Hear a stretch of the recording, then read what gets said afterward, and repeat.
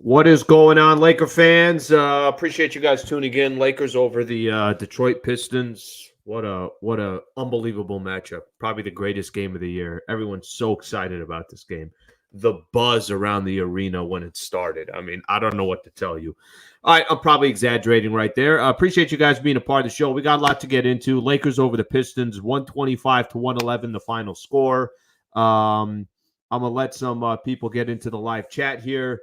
If it's the first time you've been to the channel, thank you for being a part of the channel. If you've yet to subscribe to the channel, greatly appreciate if you guys can subscribe. We got a lot of topics to get into. A proud partner of the channel, Underdog Fantasy, a little bit later.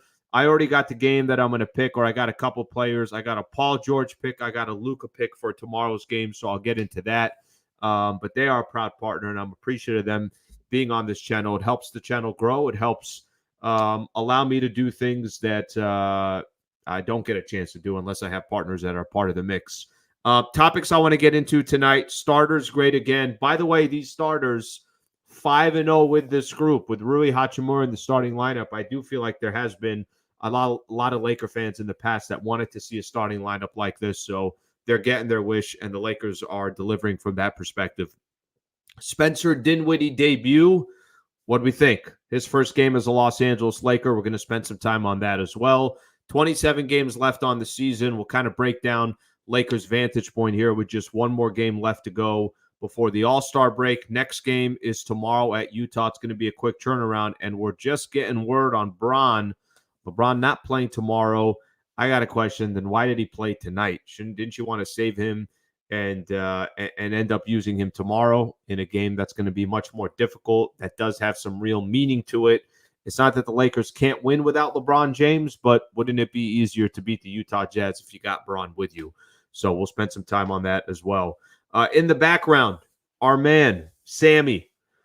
Sammy, the intern, who, if you guys remember last week, Sammy worked one day, and then he took a day off. So Sammy basically worked a day and said, Al, I'm good to go. I'm going to take a couple weeks off, and I'll return when I'm available. He is available this evening, so he's going to be in the back coordinating all the comments here. Super chats are open as well. Okay, let's get right into it. So Lakers over the Pistons. No big surprise or shock here. Nobody, I don't think anybody was watching this game and saying to themselves that this was going to be a tough win. It shouldn't be a tough win. Did it get sort of maybe a little close in the fourth quarter? I think they got it all the way down to 12, but I don't think anybody actually really thought that this was going to be a tough game. Take Ryan's opinion here as an example. We beat the team with the worst record. Yay. That is correct. You're not lying there. At the same time, you got to just kind of beat the opponents that are in front of you. The one thing I know for me, when I was spending some time in the pregame show, one thing I was kind of, maybe you could call it cautioning, or just I've seen enough Lakers basketball. We all have this year. Don't play with your food. Don't make this a game by the time you get to the fourth quarter and we're sitting there with 6 minutes left to go, and the Lakers are only up 4. They're only up 8 or something along those lines. AD actually didn't even have to play in the fourth quarter, and maybe this was part of the strategy with the Lakers, knowing that Bron will play tonight. Let's keep Anthony Davis fresh for tomorrow. AD played 28 minutes. D'Angelo, Austin Reeves each played 32 minutes. Rui played 30. So Lakers didn't really have to use too much energy to get this win against the Pistons. Just my overall thoughts on the game before, we really kind of start getting into the weeds of it.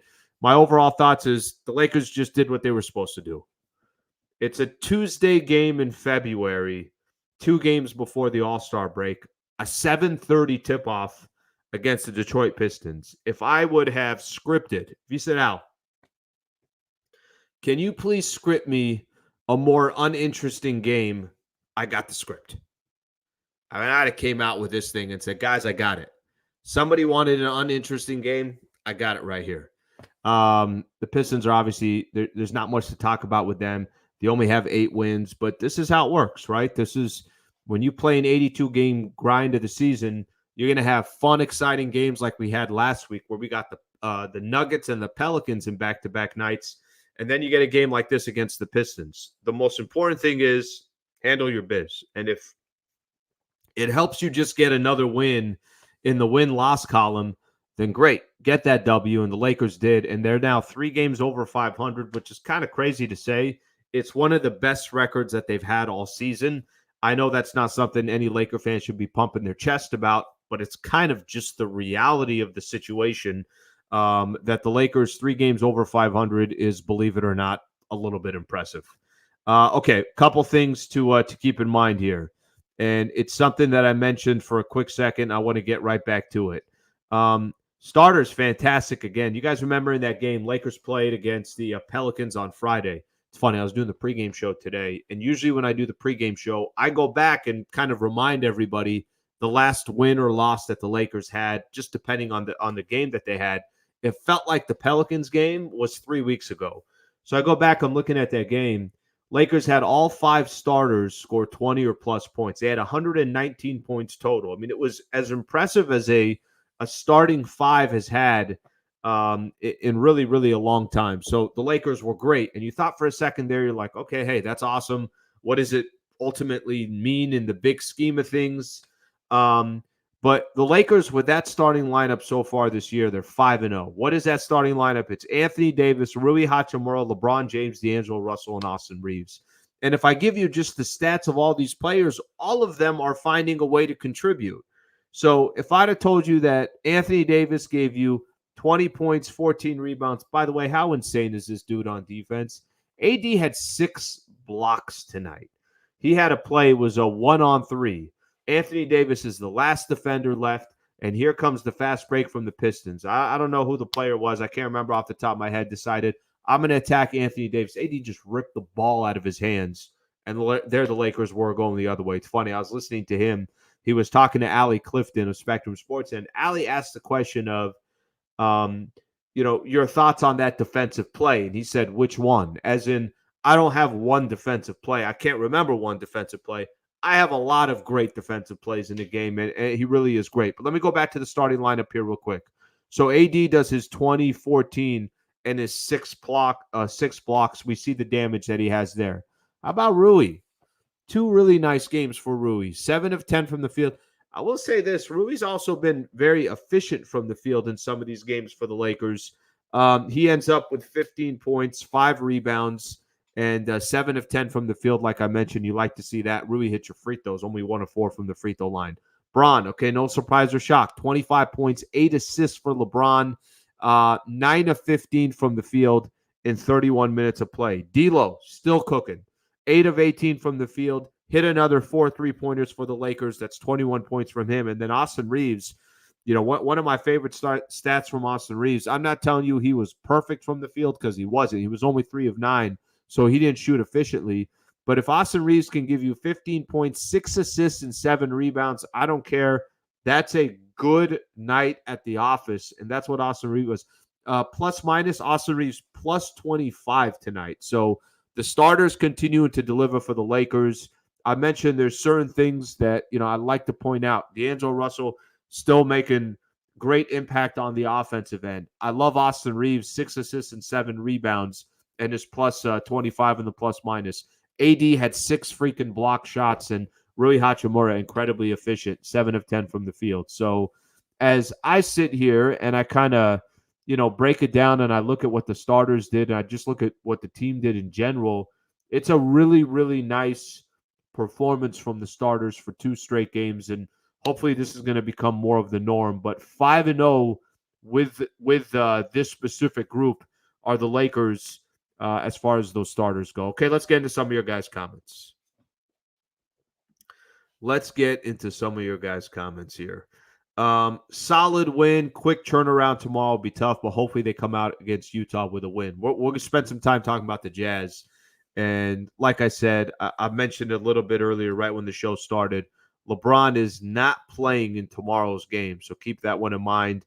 I'm a little confused by it. I know it's a back-to-back. We want LeBron to take his rest and be strategic when he plays. But if you're going to play the Pistons tonight and Bron's can only play in one of these games, why not play in the game tomorrow?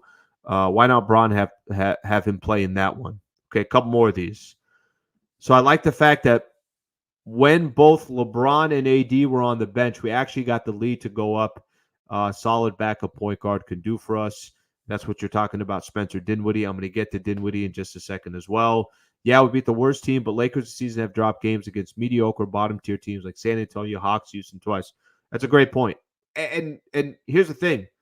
Nobody's saying go pump your chest out and talk about being the Pistons, but don't you look at games like this and just say, hey, you can't lose that. There's no other option in a game like this, right? In a game like this, you have no other choice but to get a W because it is the Detroit Pistons, and the Lakers did that. And they had a lead the entire game, so I don't think there was ever a time that anyone was concerned about, the result of the game. They're up 10 by the time the first quarter ended. They had 67 points. They had 71 points at the end of the first half, and they were up, what were they up? 23 by halftime, something along those lines. So the game was never in question, and this is exactly what you're supposed to do against a team like this. 3.5 games out of 6. Hopefully we can sweep the back-to-back, and Detroit can go to Phoenix and pull off a miracle tomorrow. Probably won't happen, but I think more importantly for the Lakers, they just got to worry about them winning a game and really not pay attention to everybody else. Let's see another one here.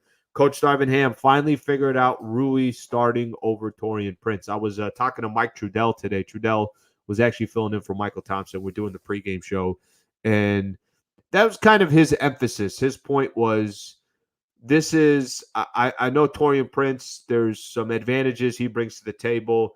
I know Jared Vanderbilt, at one point, the thought was he's going to be a starter.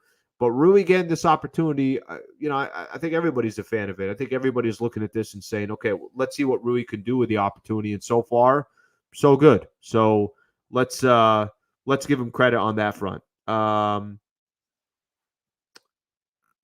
You weren't overreacting about this team, Allen. I think they're ready to do some big things.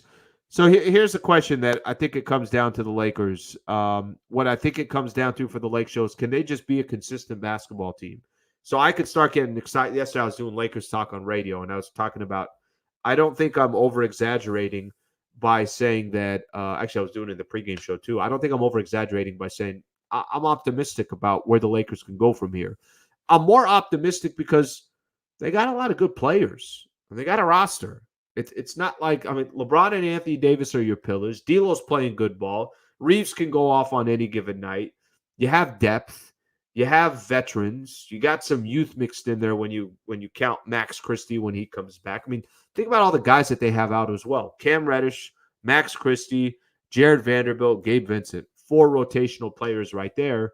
But even with all that, they got enough talent. They got enough players. But it's tough to get excited about the team because every time you start getting excited, they return with an L. Now, tomorrow you got the Utah Jazz. Utah's 2 games below 500. I know Bron's not there. Lakers can still win that game. And what a way it would be to, go into the All-Star break, getting that game. All right, let me see a couple more of these here, and then there are a couple other topics I want to get into. Francis Mendoza, thank you for the super. Francis says, Lakers took 3 days off. LBJ out tomorrow. Damn. My question is, if he's not going to play, I wonder if he's even going to travel with the team because they're flying tonight. I was talking to John Ireland about this. Basically, the game ends. These guys shower, get ready. They're on their way to LAX, and they're going to obviously fly to Utah. So they're probably not getting in till they probably won't get into their hotel till 2, 3 in the morning, something along those lines. So I wonder if Bron's even making the trip. All right, let me see here. All right, I'm going to wait on some of the other comments because there's a couple things that I want to get into here. What do we think of Spencer Dinwiddie's debut? What do you guys think? What do you guys think of his debut? Now, if you just look at the box score, Dinwiddie, how many shots he ended up taking? Took 6 shots, 2 of 6 from the field. He missed 4 3-pointers, so he was 4 of 7 from the he was 1 of 5 from the 3-point line. He missed 4 of them. And 31 minutes of play, 6 points, 7 assists, 2 steals, and 4 turnovers. So not exactly a good statistical night for him. I guarantee you he'll start hitting some of those threes. I guarantee you he'll be a bucket getter. His first bucket was an and one, I think. So that was his first bucket as a Los Angeles Laker. Obviously from Los Angeles, we spent a lot of time. I had Jovan Buha on over the weekend. That was just great timing that I was going to talk to him, and I loved actually doing a live stream with him. That was great to I might do that more where having a guest instead of just recording an interview. Let's just go live and take some chats and everything else. But when him and I were talking, we kind of broke down, or here are the advantages. This is why you want Spencer Dinwiddie. Wow, they got him. And Dallas could have offered a lot more money, but he chose the Lakers. He gave his reasons why he chose the Lakers. Tonight is not a good example of what I think Dinwiddie is going to be for the Lakers, except the assists. 7 assists for Dinwiddie. I'm a big fan of that. You know, he was averaging for Brooklyn 6 assists a game. So he's got the ability to facilitate, to create for others. I'm sure he's kind of just, hey, let me walk in here. Let me take my time. I don't want to. He's somebody that's been in the league for a long time. I know he has that personality of wanting to fit in rather than wanting to try to come out and say, I'm going to take 15 shots. This is he's not going to do any of that stuff. He knows what his role is on the team. And I think from that perspective, he's going to look more and more comfortable. Tomorrow's a good night. Tomorrow's a night where LeBron's not going to be there, and they're going to need another player to have more of a scoring punch, to be more of a facilitator, to be a little bit more aggressive. Tomorrow might be a good night for Dinwiddie to do just that, be a little bit more aggressive and kind of take a little bit more of that approach. But I threw out there, what do you guys think of Dinwiddie? I want to read some of your comments here. Dinwiddie will come up huge against teams like the Warriors in Denver. That's actually a really good perspective. You know, I think some people don't I think they know part of the purpose of why Dinwiddie is here. I think there's also this, hey, come playoff time, you got to play your best 5. Whoever, and when I say your best 5, I don't mean your best 5 statistically. I'm talking about your best 5 that night has to be in the game. If Rui Hachimura is having a bad night in the playoffs, well, you can't play him. I mean, you gotta go with a lineup that you think is going to be more effective. You just don't have. There's no margin for error come the playoffs. There's, it's first 1 to 4, so it's very important. Last year we saw this, and listen, I don't want to bring this up just to bring it up, but I think there's still a lot of questions remaining around. Hey, is D'Lo, how sustainable is what D'Lo's doing? D'Lo, when you get into a playoff series, because can you depend on D'Angelo Russell? The nice thing of having Spencer Dinwiddie is if something's not going right, or maybe D'Lo's playing well, but Austin Reeves is not playing well, cool. Then Dinwiddie could get that time. It just gives you another option. It gives you another player that you can go to, and I think that piece is important right there. But that's a good observation there by Anonymous Nobody. Let me read a couple more of these. 7 assists is fantastic for what we need Dinwiddie to do. 4 turnovers is concerning, but that should fix itself with more time with this team. I'm with you on that. I think that's I'm with you. 7 assists is really good. 7 assists for a dude coming off the bench. Now, granted, he played 30 minutes, so he got the opportunities. Darvin Ham, I think, is going to give him a lot of opportunities. Okay, clean up the turnover ratio, right? You're not trying to get for every turnover, every 2 assists you have a turnover. That's not a good stat. But I think that will clean itself up. I agree with that.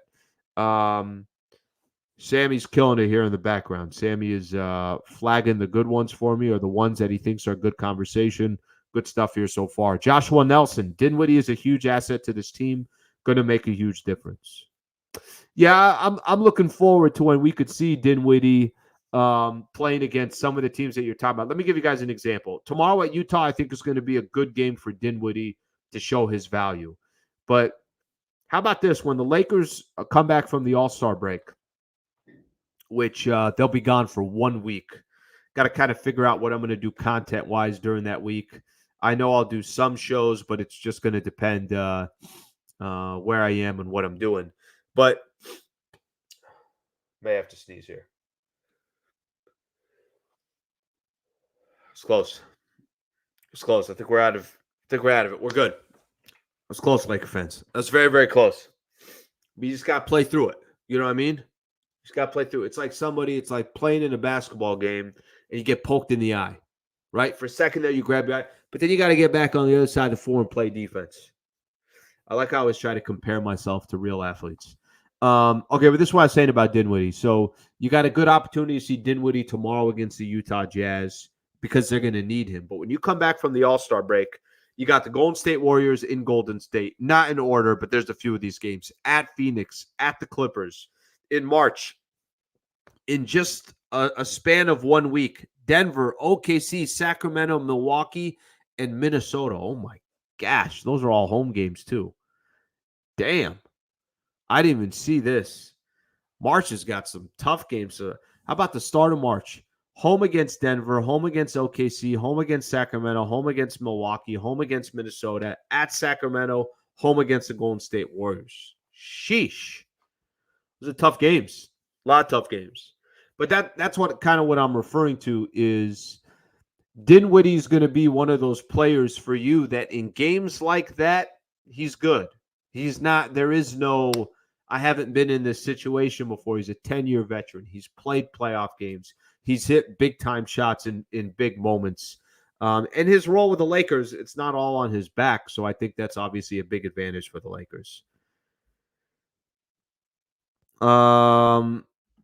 Dinwiddie just gave the team extra mojo. You can see the confidence and spacing. Okay, that's all good perspective right there. Okay, keep the comments rolling in. Keep the comments rolling in here. I appreciate you guys. What do we got here? Sneezy Sliwa. Come on, man. I didn't sneeze. I got close. I didn't actually sneeze. Don't say bless you. I didn't sneeze now. Sneeze tease. Okay, now we're talking here. Now we're talking here. Mamba mentality, bless you, Slee. Okay, I appreciate that. Okay, I still got a couple topics that I want to get into, and I want to read more of these comments. I gotta be honest. When I do this, when I do this post game show on YouTube here, man, it's like extra fuel. Cannot tell you guys how much I enjoy interacting on this channel with this audience. Okay, quick shout out here. I mentioned this to you guys. Underdog Fantasy is a proud partner of Hoopstock.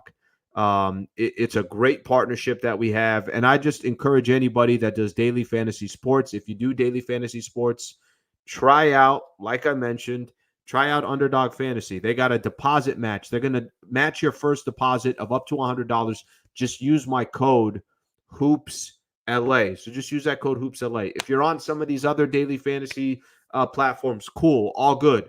But also use Underdog Fantasy. You can use that code HoopsLA, get that $100 deposit match. So I'm just going to ask you guys here. Paul George, Luka. Paul George playing the Warriors tomorrow. Higher or lower than 25.5. I'm only going to take listeners' picks moving forward. By the way, the dude that gave me the last picks, I forget his name. He said Patrick Mahomes under, Christian McCaffrey under. They both went over. Come on, man. Are we working together or are we not working together? Paul George, higher or lower than 25.5 points. Luka, higher or lower than 31.5 points. Just put it in the chat. You could just put PG higher or lower, Luka higher or lower, and I'll go with your picks. Make sure you guys use that code HoopsLA right there. Okay. Sammy's trying to get in. You can't get in here, Sammy. Bro, can't get in here. Not yet. Sammy, it's almost like he infiltrated my own StreamYard here. Okay. Bron's not playing tomorrow. Can I give some thoughts on that real quick? The Bron not playing tomorrow thing?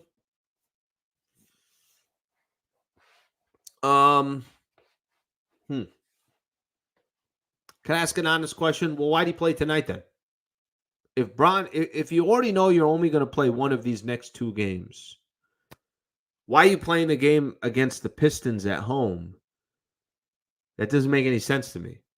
The Lakers were going to beat the Pistons. Lakers were 100% going to beat the Pistons. That's not a problem. The question was going to be, can you go at Utah tomorrow? Who, by the way, if you go look in the NBA standings, they're not too far away from you. They're not too far behind you. So let's just kind of keep this one. I'm gonna just play this out for you. Utah Jazz are 26-28, the 2.5 games behind the Lakers. Lakers are 1 game in front of the Golden State Warriors. Tomorrow's kind of an important game. You know, I'm not trying to be too dramatic here, but tomorrow's kind of an important game. You got a chance by the time you're done playing the Utah Jazz tomorrow to be 4 games over 500, which might not sound like a big deal. Go look at the Lakers season. Their high point so far this year, the highest point for the Lakers so far this year, it was after they beat the Indiana Pacers. Technically, that game didn't count towards the standing. They were 14-9 after they beat the Pelicans in the in-season tournament. The championship game didn't count. That's the highest the Lakers have been over 500. 5 games. They got a chance tomorrow to be 4 games over 500 if they beat the Utah Jazz.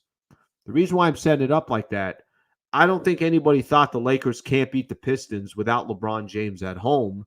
The Pistons were 8-44 coming into this game. But winning at Utah tomorrow, it's a tough game. It just always is. At Utah's a tough game. Plus, it's second of a back-to-back. Plus, you got all these guys that are going to be getting in at 2, 3 a.m. or whatever time in the morning based upon when the plane arrives and they get to their hotel. Plus, it's the last game before you go on a 1-week break. I don't know how you guys are. Maybe we're all different on this. But when you know you're about to go on vacation for 1 week, I don't know how you are those last couple of days before the vacation actually starts. I'm like mentally checked out. I'm trying. But all I could think about is my vacation for a week. That can very well be for some of these players that are getting ready for the All-Star break. So me personally on this one, I don't understand why he played tonight.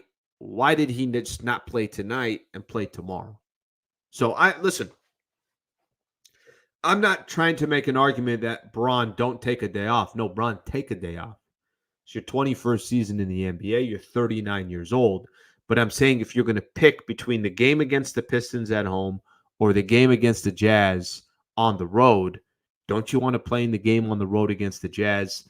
I think that would be smarter. And listen, they got a chance to walk into that All-Star break winning 6 of 7, 4 games over 500, and some real momentum. If they lose tomorrow, a little bit of air comes out. And then you guys saw the schedule that they got coming right after the break. It's going to get, pretty serious pretty quick, which is good because you're trying to move up in the standings against these teams. I mean, some of the teams that they're playing right out the break, Golden State is on their tail. Phoenix is just a little bit in front of them. Clippers, doesn't matter. Clippers are going to end up way in front of them. They got a couple games against Sacramento that are going to be meaningful. So, and even the other teams that are in front of them, you want momentum against Denver. Okay, you want to feel like, hey, we can beat these teams. So these games are all going to be critical. Maybe I'm tripping out. You guys can tell me. But I just don't really understand why tonight was the game that he played. He should have played tomorrow. Okay, let me read some of these comments here.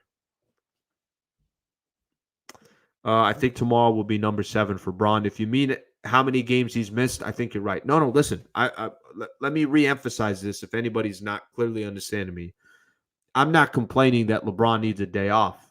Give the man a day off. Of course, give the man a day off. What I'm saying is if you're only going to play in one of these 2 games back-to-back, don't play in tonight's game. Play in tomorrow's game. That's my only point. 4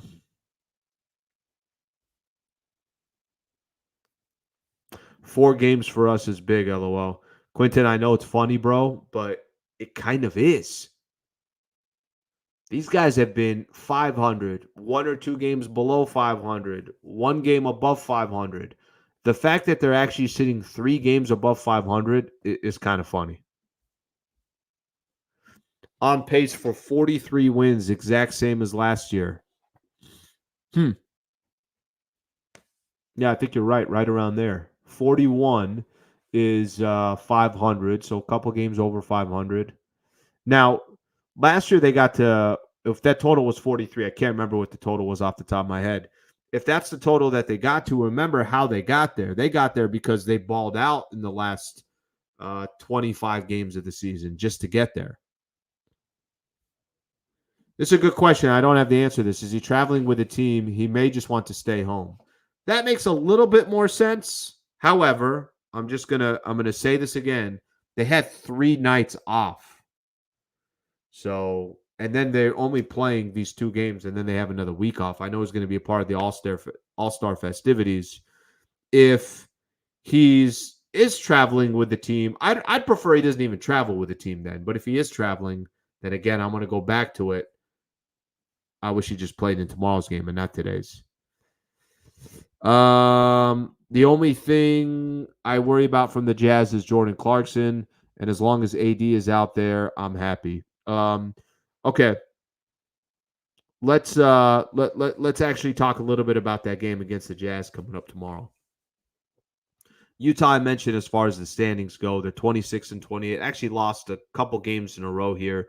They went through a hot streak and now they're They had lost 3 in a row, won 2 in a row. How about this? Somebody explain this to me. They've had tough games too. They beat the Bucks and the Thunder, then lost at Phoenix versus the Warriors. Warriors are starting to all of a sudden ball out. They've won 5 games in a row, and then they got the Lakers coming up tomorrow. I know, as you know, somebody mentioned Jordan Clarkson. Yeah, Clarkson usually does well against the Lakers, but they got a good squad. I mean, Lauri Markkanen is a really, really nice player. What's the dude? Colin Sexton, Kessler.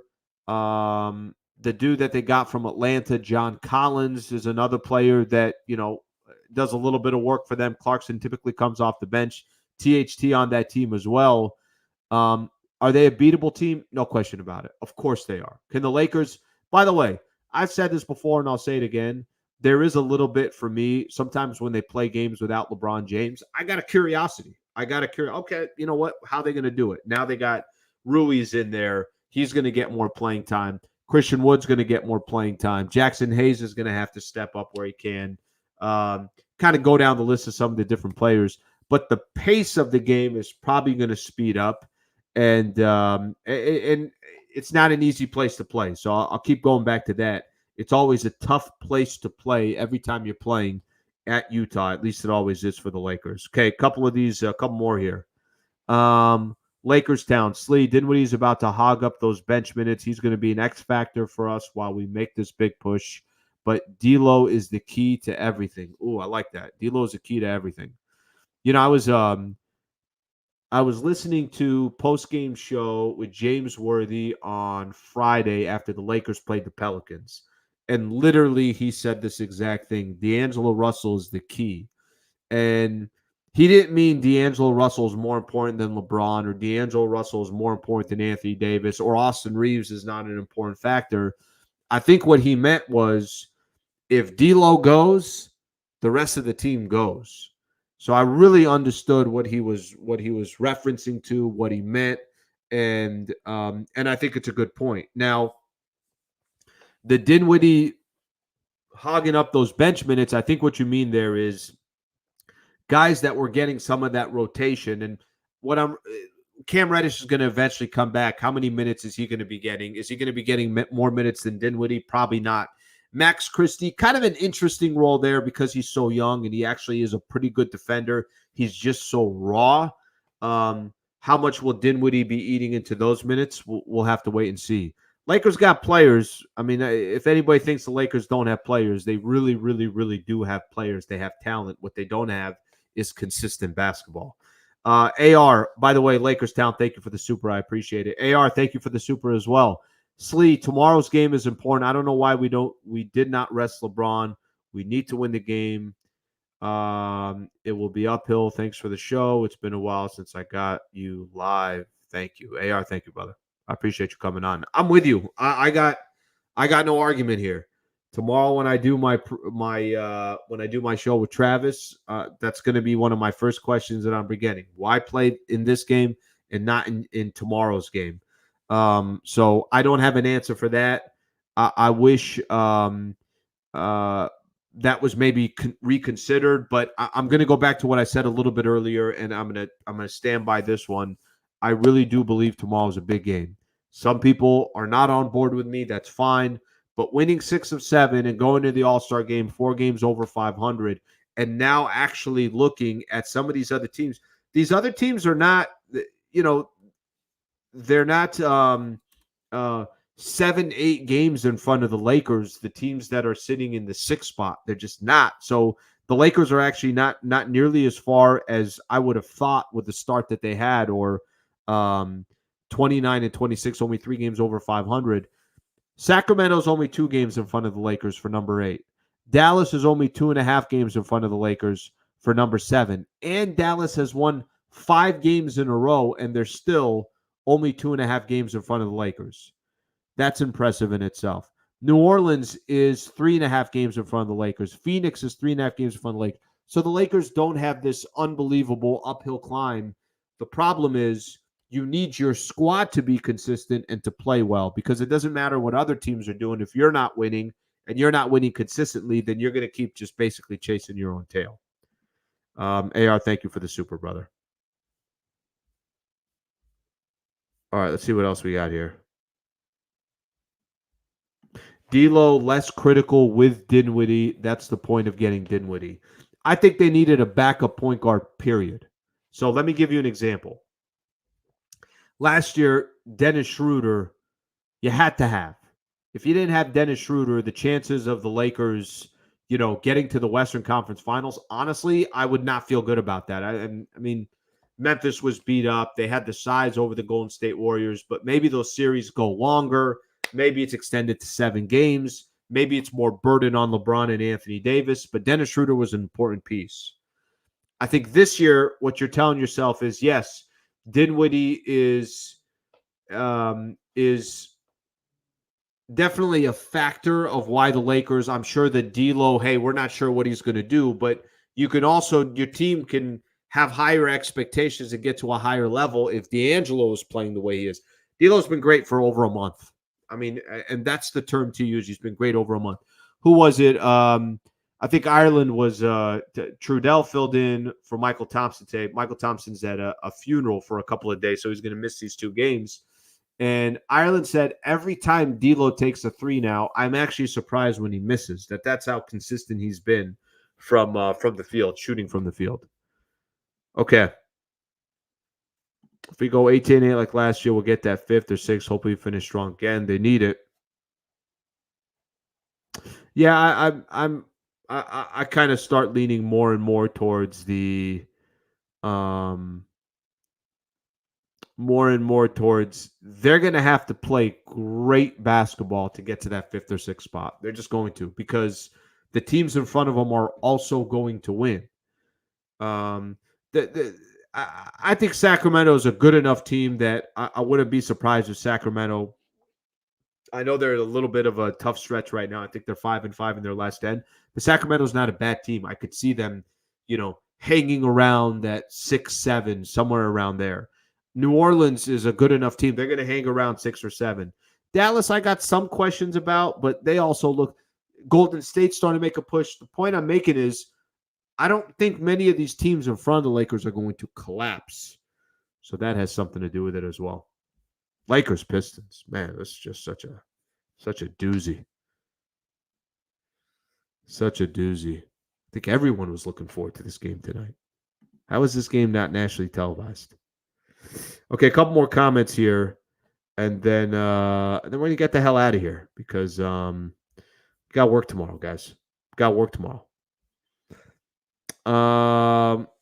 It's an interesting comment here. D'Lo's got my respect. Just need that in the playoffs, of course, but the way he's played thus far, I actually trust him to pull through. I think there are a lot of people that turn a little bit, positively for D'Angelo Russell. And then there's also the, okay, yeah, but is he going to do it in the playoffs? That's okay, too. Feel more comfortable with Dinwiddie than I did with Dennis last year. Love Dennis tenacity, but Dinwiddie, he's going as a total game changer. Dinwiddie's a good signing. However, I will tell you this. Dennis Schroeder was a baller for the Lakers last year. That dude was picking up full court. I mean, as much effort as you could possibly give on the defensive side. Played bigger than his actual size. Was fearless. I thought was actually at times a really good leader. I liked what Dinwiddie, or I liked what he brought to the table last year.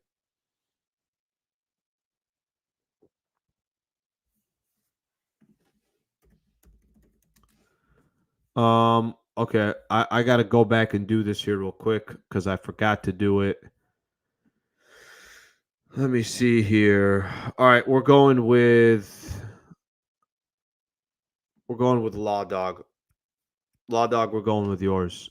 Bro, I need you to come through for me, okay? I'm going to put my picks in right now. So you got PG higher and you got Luca higher. Okay, I'm going with your picks, brother. Going with your picks. By the way, it's this easy. Put the code in HoopsLA. You get $100 deposit match. But you guys can see the reason why I do it this way, so you guys can see just how easy it is to do the picks. I'm also going to share my picks. My picks I'll put in the comments below on YouTube. It will be there. So if you guys want to look, that will be there as well. So it's all the pressures on Law Dog. It's all up to you, Law Dog. We'll come back tomorrow. We're going to find out what the hell happened.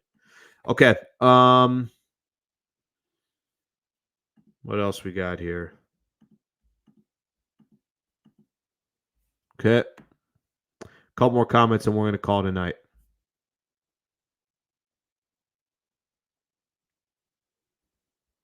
Lakers can compete with anyone when they're clicking. It's interesting. Braun, not all 5 starters. They're all not sitting. Team will do well in Braun's absence. Tell you what, they should get excited to play, even if he's not there. You know, it's an opportunity for a lot of other guys to shine. Tomorrow's an opportunity for D'Lo to continue to do what he's doing. Austin Reeves, Rui Hachimura's got to play big tomorrow. Christian Wood, you're asking for minutes. You're probably going to get some good minutes tomorrow. Dinwiddie off the bench is another opportunity. Taurean Prince has to do the right thing as well and play as a solid role player as well. So we'll be back tomorrow. Lakers got the Pistons coming up tomorrow. 125 to 111 tonight. Lakers over the Pistons. Great interaction tonight. Thank you for everybody that's a part of the chats. Thank you to everybody that is hanging out and watching it live. If you're watching or listening, later when we're not doing live, I appreciate it as well. Shout out to Underdog Fantasy. Thank you to Sammy, our intern, Sammy Long, who's making it happen. Thank you to him for helping out with all the comments. Laker fans, I appreciate it. Hope you guys have a great rest of your night. We'll be back tomorrow. It's an earlier game tomorrow, so I think they tip off at 6, I want to say. So we'll be a little bit earlier tomorrow with a post-game show. Thank you, Laker fans. Appreciate it. Have a great night.